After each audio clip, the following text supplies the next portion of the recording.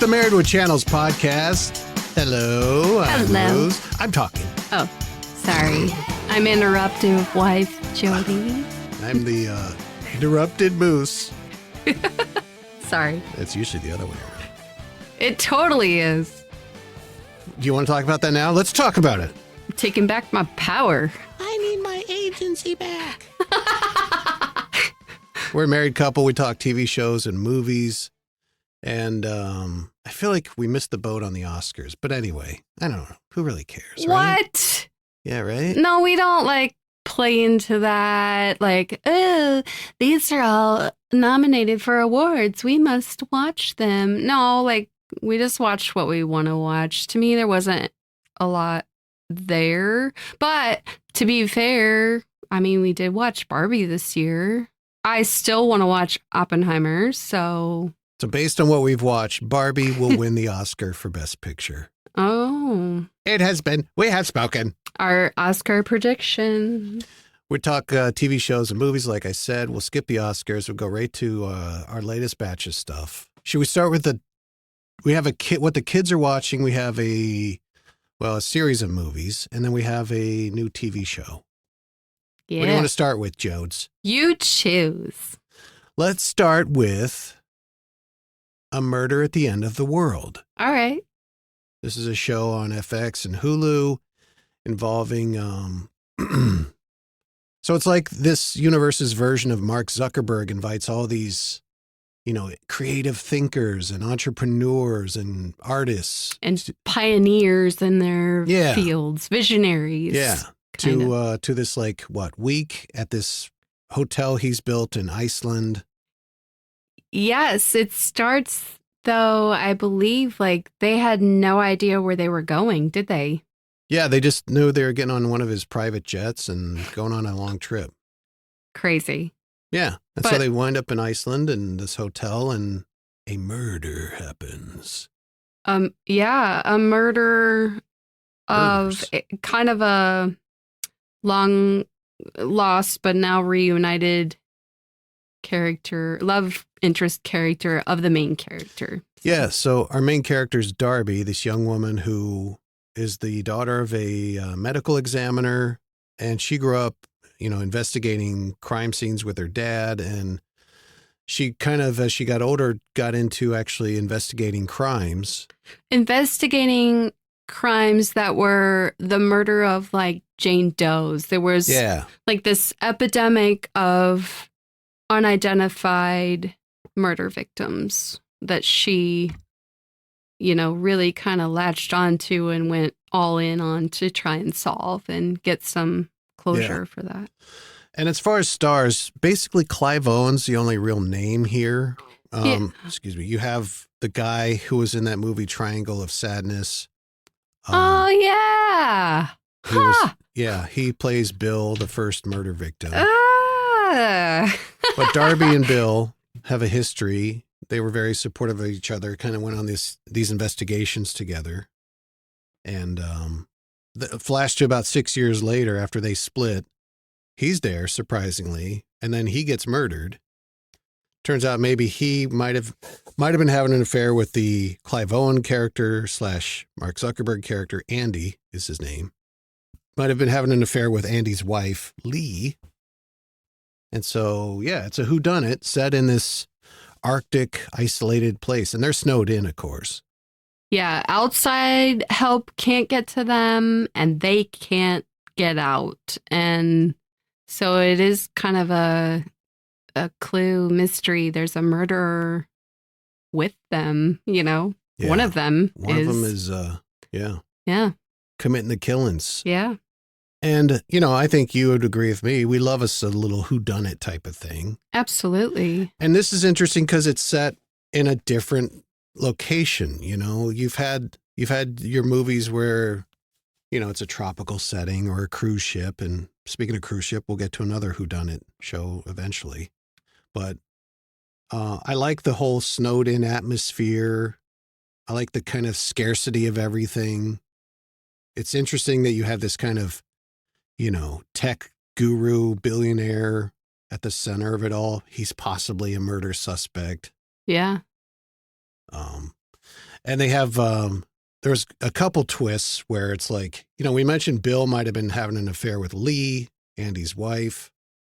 And there's a scene earlier in episode 4 or 5 where it's a flashback scene. Darby and Bill are coming out of this was it an autopsy or was it just they're going through some they were looking at bones, right? I believe so. With this other woman who appears to be some internet sleuth as well. Yeah. And Bless you. Do you have a cold? No, I have Achu syndrome, autosomal dominant compelling helioophthalmic outburst. I sneeze and transitions from dark to bright light. Pull my leg, Bill. No, I'm serious. It's genetic. My father has it too. It's genetic. My father has it too. And that was kind of like, yeah, I know. At the moment, you're like, it's kind of obvious that it's very expository. Uh-huh. So it's a little awkward, but it pays off later in the episode when Darby, in current times in the hotel, is in a room with Andy and Lee's son, Zoomer. Zoomer. I know, what a dumb name, right? Wow. Like, that's a good nickname for a kid. God, a kid runs around all over the place. We call him Zoomer. Can't stop him. ADHD. I don't know what the hell's going on here. But anyway, Darby opens the blinds, the curtains, to let in light.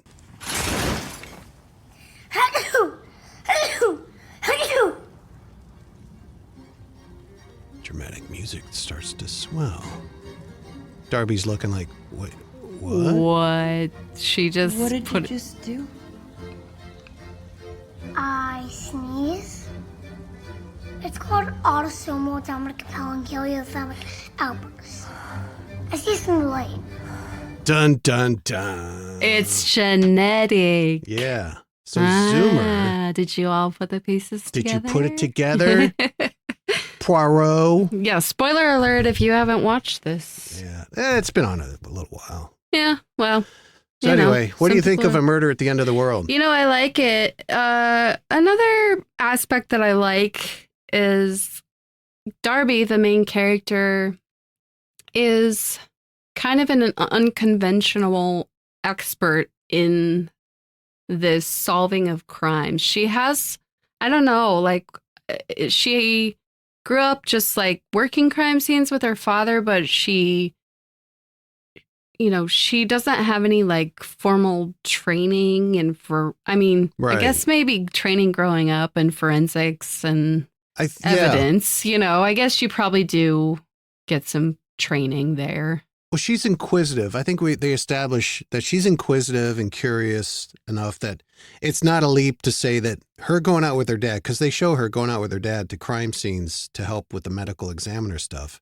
She's probably at least overhearing the detectives talking, what questions to ask. She's maybe even asking the detectives, like, why did you question that person over there? Yeah, maybe. She's very observant. But what I haven't quite put my finger on, and maybe this will come along as it develops, is that, she claims that the dead talk to her, Did she say that? Yeah, to Bill. When they were getting to know each other and trying to work to solve these Jane Doe murders. And, she told him, that the dead talked to me. But not like in the way of like, I hear dead people or see dead people. She's kind of speaking figuratively. Well, I think so. But, like, how is she has kind of one of those, very high processing brains. Like she's kind of a hacker too. Yeah. She's written a book about these crimes that she's solved. Like she's kind of just like one of those really brilliant people that never,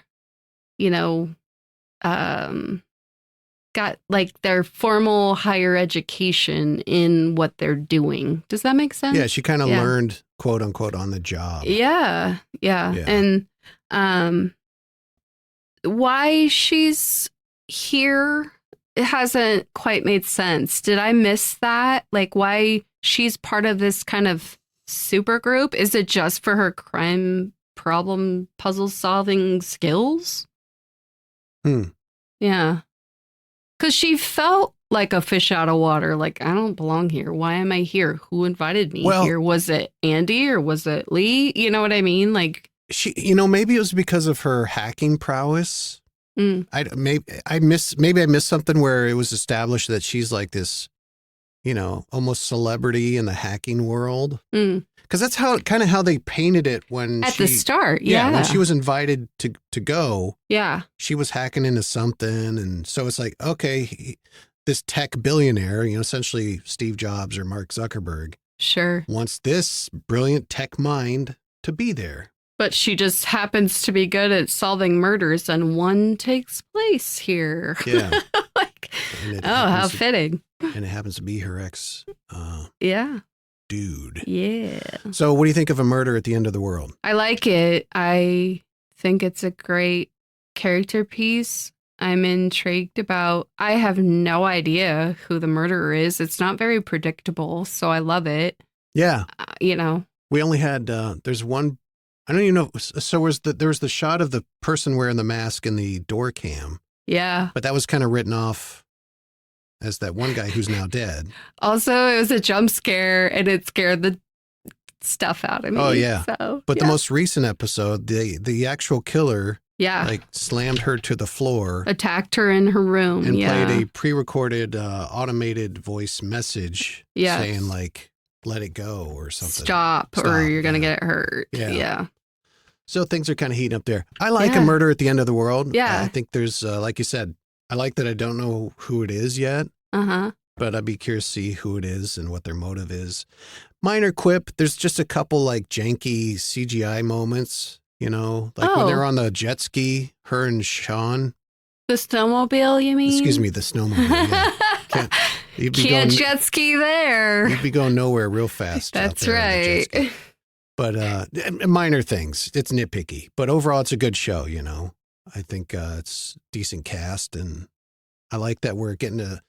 I like the flashbacks to Darby's life with Bill and maybe her childhood. I think that really sets up some good character stuff. Yeah. Yeah. So A Murder at the End of the World. That's good. Go check it out. I mean, it's a decent kind of... It almost seems like an artsy fartsy Agatha Christie kind of sort of. Yeah, or like a artistic view of the game Clue. Yeah. Sure. All right. Yeah. Go check it out. Yeah. Moving on to a docuseries. This is the best docuseries there is because it's true crime and it's only 3 episodes long. Oh, you like them short, huh? I mean, it depends. Like the John Wayne Gacy documentary I watched a couple years ago. That was about 8-10 episodes. That was definitely worth it. Sure. But this quite a story. Yeah. Like if the story only dictates 3 episodes, then that's fine. Just as long as you're giving me all the info. You just don't want a lot of episodes drawn out with a lot of fluff where you barely get anything revealed each episode. And I hear that. I should point out, we're talking about American Nightmare on Netflix. Yeah. Before we get off track Absolutely. too much. One example of too much fluff, I think The Making of a Murderer. Remember when that was hot? I felt like there's a lot of fluff there. Yep.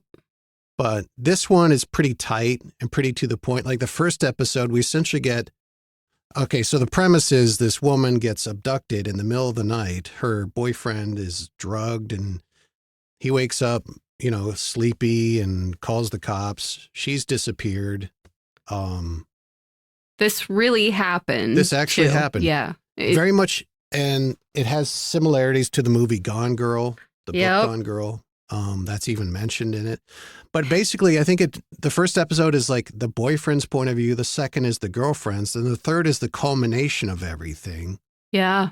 And it just, the premise is she was kidnapped, but the authorities don't believe him or her. They think somehow, for some reason, they orchestrated this whole thing. Yeah, that this couple, and it was all over the media this way as well, that they orchestrated this big hoax. And yeah. And, it just smacks of, bad police, detective work, investigative work. Yeah, let's talk about that. That just watching that footage, I don't pretend to know how you should conduct yourself in an interrogation because I've never done that job, but just basic not following evidence or following up on leads, I would think that's investigative 101, not just like drawing your own theory from a fictional movie and that's your one track mind to what is happening here in this crime. Like oh man. Yeah. The one investigator, Matt Mustard, even says like, blame them. They were trying to do their own Gone Girl or something like that. Yeah. Here's that investigator real quick. You want me to go tell her family that she's dead? Because that's what I'm prepared to do. I'm going to go tell them that I'm not looking for alive Denise. I'm looking for dead Denise. All right. And so they hadn't found her or a body or nothing. Any evidence to indicate that she was deceased. Like, well, I mean, maybe that's a strong arm tactic. If you think you have it in your brain that this suspect is number one suspect and he definitely did it, maybe that is a tactic to try and get them, twist them, into confessing, you know? All they had to go on was the fact that the boyfriend called hours after she was kidnapped. Yeah. And he was so calm and cool about it. Because he was drugged. Well, that's the thing is, for whatever reason, you know, they didn't believe him, nor did they didn't do any lab tests to see if there was NyQuil in his blood. Yeah. But it just, like you said, I'm not.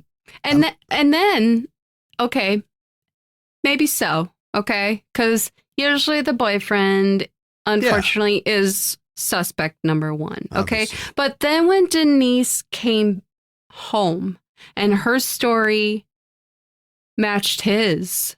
Yeah. There was still pushback by law enforcement. Still doubt, still not following up on evidence or leads. And there's saying that the rape kit wasn't traumatic enough to indicate that actually happened. Like and just the re-traumatization of these people. Like I think the docuseries even said this, like, here is, you know, someone who's coming to the police for help.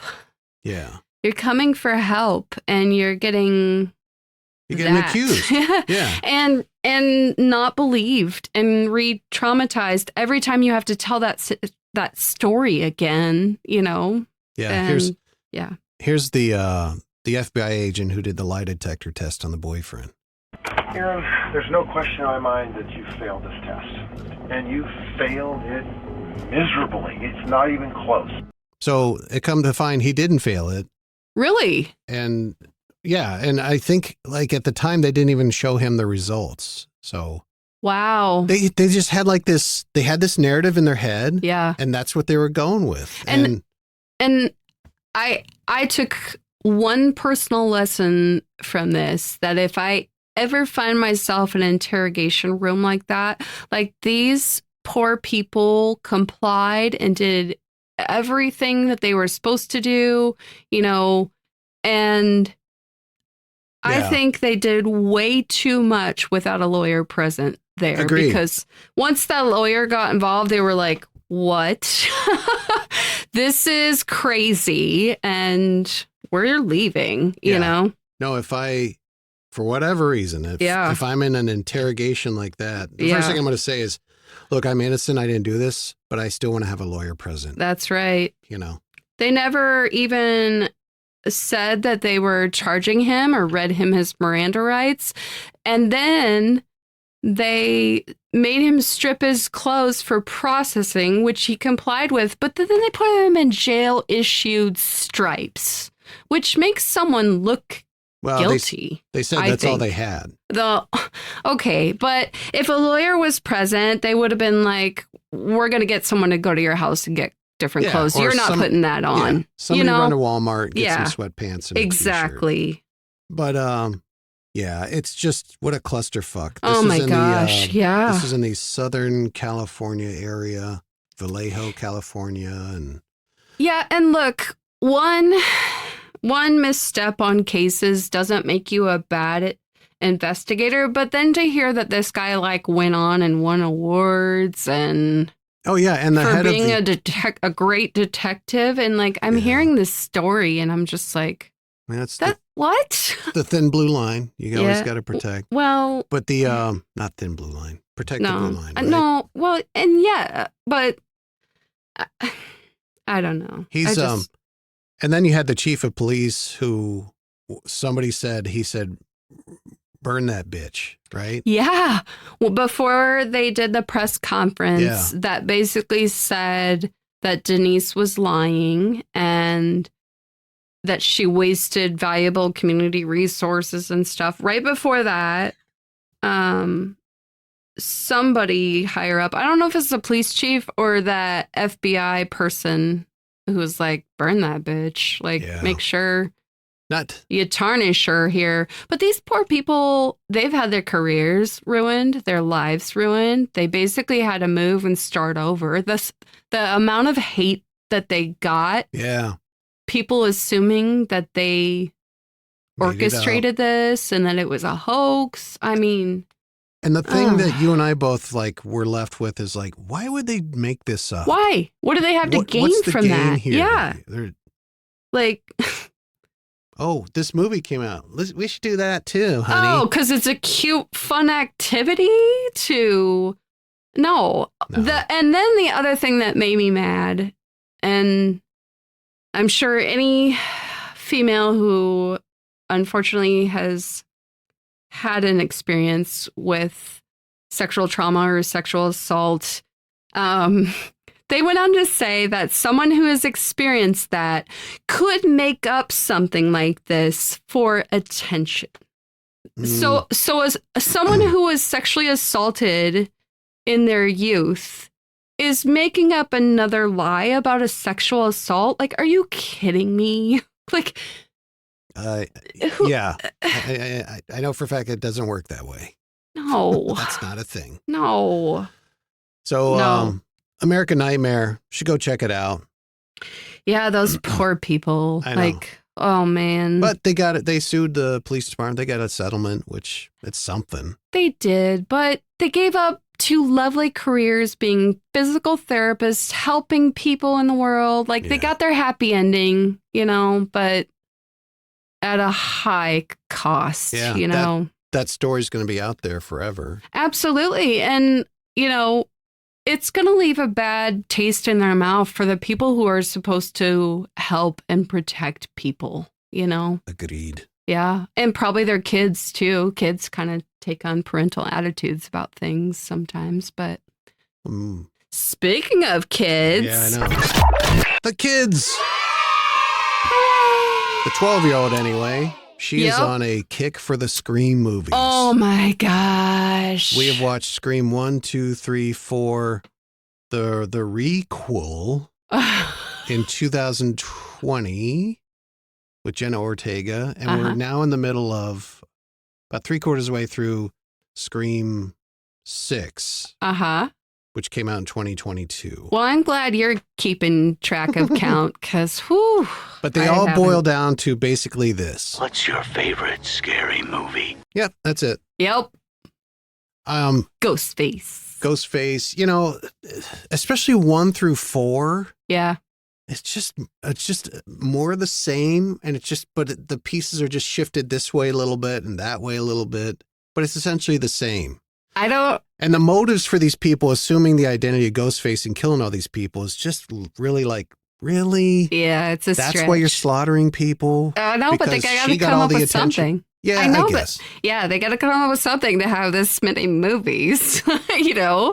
Like their long lost step cousin is now on a killing spree. I don't know. I remember watching Scream the first time when Yeah. it came out in 90 whatever. Oh God, And it was great. We're so I was like, old. It was great, right? It was like, oh, this Yeah. is so cool and different, and they're like, poking fun at horror movies, but doing it at the same time. How clever! Yeah, But then they just kind of watered it down. And look, it doesn't hold up still though. Like rewatching them now, I'm like, these are No. stupid. No. Sorry, they And, like, are. The production of them feels very, what's the word I'm looking for? Like vanilla. Yeah. And even in the newer ones, like the 2020 and 2022, I think we'll call it Scream 5 and Scream 6. Sure. In Scream 5, they mention how, like, they were referencing the Stab movies, which is the fictional version of Scream. Yes. And how, like, oh, yeah, you mean those awful movies back in the 90s with too much lighting? And I was like, oh, yeah. Yeah, they are, like, too bright. Whereas the newer ones, they have a little more gritty feel to them. Yeah. And I don't know if I noticed that. That's what I like about the newer ones. They Yeah. feel more, like, real and kind of gritty. Yeah. Whereas... yeah, that first one is really bright.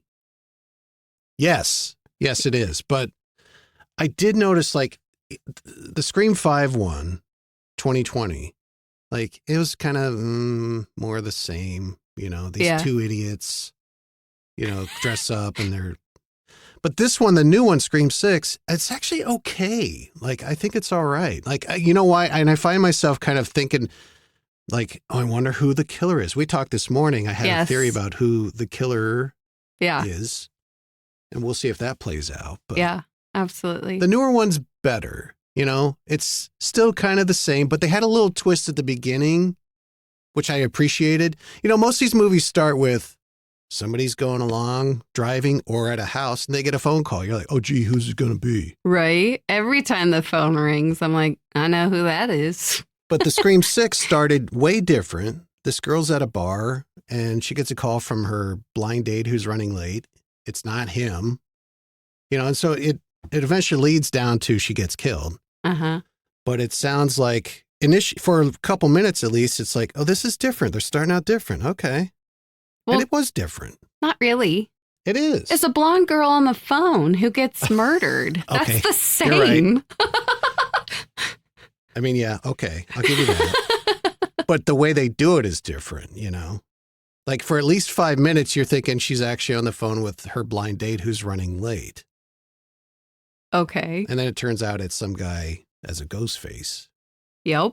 Who sticks her like a pig. Okay, it's no different than a crank caller calling Casey and, trying to talk over the phone. Like, in the sense, it's a blonde girl on the phone with the killer, yes. Yeah. But who gets murdered. The way they did it the first 4 movies was essentially the same, but with a little twist here and there. Like, the one with Liv Schreiber, it was him on the phone. No, he was his girlfriend. But anyway, you're right. It starts with somebody on the phone talking to the killer. I take it all back. That's right. But I do think this one, the 2022 Scream 6, I think is a little better so far. I don't know. I think it has its moments, but then it has other moments where it's really cheesy, and I'm not quite sure. The only thing I do kind of like about it, and you touched upon this, is I'm not sure who the killer is. The rest of them, it's kind of predictable. You can be like, oh, it's that person because that's the formula here, Yeah, but I don't know. This one, I'm kind of like, who is it? But to be fair, I'm only like half watching these. Horror's not my thing, so I'm not getting too into them, I guess. I'm watching and I'm participating, but minimally. How about that? Sure. No, and we'll see. Like, we're 3/4 of the way through this one, but the Scream movies overall, I'm over it. We're only watching this because the 12-year-old is watching it. She loves these movies. She loves these horror movies. But here's the thing I was going to say about this. I think she likes these more than the classics that we tried to introduce her to, like Halloween and Friday the 13th and, Chucky and Nightmare and all those. Like, for some reason, kids love the Scream franchise. Like, Hot Topic has clothing with Ghostface, and not just because of like this new movie either. Like, it's kind of been a thing for Ghostface to be popular for quite a while. So yeah. Anyway. Yeah, I don't know what the draw is there over the other ones. I don't know, but she digs it.